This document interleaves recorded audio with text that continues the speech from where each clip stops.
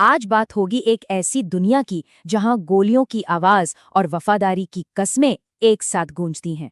तो चलिए समझते हैं ओजी की कहानी, एक गैंगस्टर जिसकी गाथा आज हमारे सामने खुलेगी।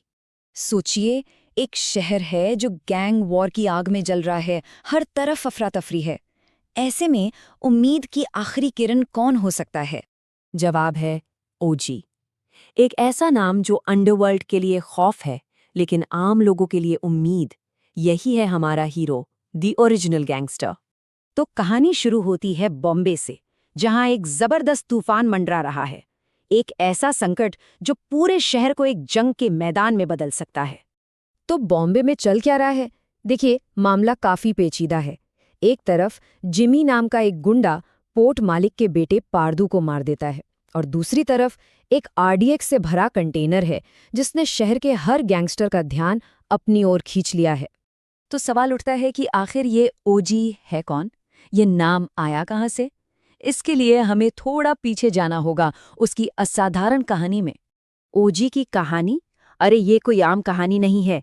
सोचिए, एक भारतीय अनाथ बच्चा जिसे जापान के आखिरी बचे हुए समुराई पालते हैं और ट्रेन करते हैं। उनका मकसद जापान के सबसे खतरनाक क्रिमिनल गैंग याकुजा से लड़ना। ओजी को एक इंसान नहीं, बल्कि एक जीता जागता हथियार बनाया गया था। और ये लाइन दिखाती है कि उसकी ट्रेनिंग किस लेवल की थी। मतलब ओजी सिर्फ कोई गैंगस्टर नहीं है, वो एक योद्धा है जिसके पास कमाल का हुनर और अनुशासन है। तो चलिए अतीत से वापस आते हैं आज के बॉम्बे में। यहाँ के खेल में कौन कौन से खिलाड़ी हैं और असल में दाव पर क्या लगा है। देखिए, विलन यहाँ दो हैं। एक है जिमी, जो एक लोकल गुंडा है और सीधे सीधे खतरा पैदा करता है। लेकिन असली खिलाड़ी, असली दिमाग, वो है ओमी, एक इंटरनेशनल क्रिमिनल जो आरडीएक्स के पीछे है और पूरे बॉम्बे पर राज करना चाहता है। तो सवाल ये है कि ओजी इतने सालों बाद वापस आता क्यों है? बदला लेने? नहीं, बल्कि बचाने के लिए। अपने पुराने मेंटोर सत्या दादा को इस बढ़ती हिंसा से बचाने के लिए।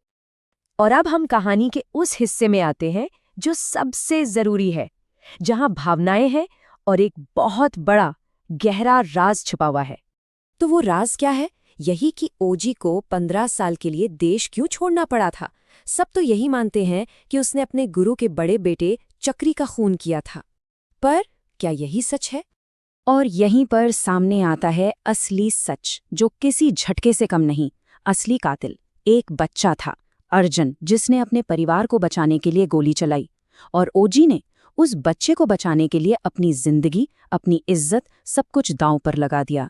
ये एक लाइन ओजी की वफादारी की पूरी कहानी बयां कर देती है। ये वो सच है जो अर्जुन को सालों बाद पता चलता है और जो सब कुछ बदल कर रख देता है। पर ओजी की इस वापसी की कीमत बहुत बहुत भारी पड़ती है। ओमी की तलाश में ओजी की पत्नी कणमणि की बेरहमी से हत्या कर दी जाती है, और अब उसका मिशन सिर्फ बचाने का नहीं, बल्कि इंतकाम का भी बन जाता है। और जब किसी से उसका सब कुछ छीन लिया जाए, तो वो क्या करता है? ओजी अपनी पूरी ताकत झोंक देता है एक आखिरी जबरदस्त और विस्फोटक टकराव में। तो विलन का आखिरी प्लान क्या है? कोई छोटा मोटा नहीं, एक भयानक आतंकी साजिश जो शहर को घुटनों पर ला दे और हमारे हीरो को पूरी तरह से तोड़ दे। खतरा बहुत बड़ा है। पूरे शहर में 9 जगहों पर एक साथ धमाके करने का प्लान है। लेकिन ओजी के लिए अब ये मामला बेहद पर्सनल हो चुका है। दांव पर लगी है उसकी अपनी बेटी की जान। और इस तबाही को रोकने की ताकत सिर्फ एक ही इंसान के पास है। ओजी का रास्ता साफ और सीधा है। वो दुश्मन को उसी के खेल में मात देता है। अपनी जबरदस्त प्लानिंग और स्किल्स का इस्तेमाल करके वो एक एक करके हर मुश्किल को पार करता है।